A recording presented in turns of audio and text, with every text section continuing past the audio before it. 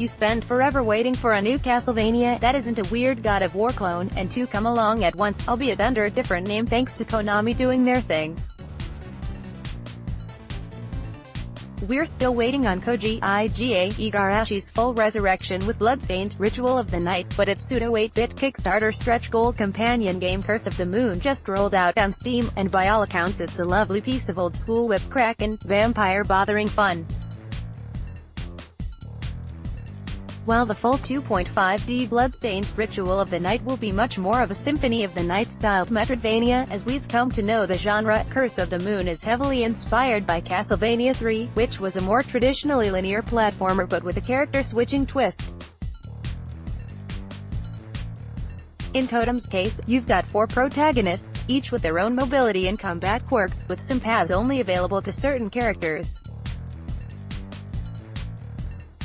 Despite the 8-bit stylings of the game, adhering very much to the formula of Castlevania 3, for the most part, this one gives it the Shovel Knight treatment of removing all the arbitrary sprite limits, as well as extending the playfield to 16:9 aspect ratio.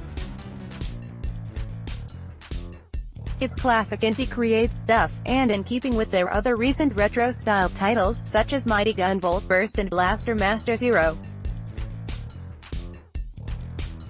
The game may be relatively short compared to the sprawling Metroidvanias of the modern era, but it's built with replay value in mind.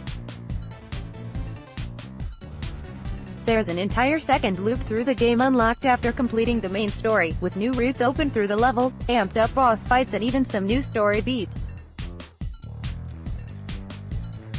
From the looks of what I've seen on a Raving Loon streamed playthrough here, that second loop is pretty dang tough, too, and demands active character switching and boss fights.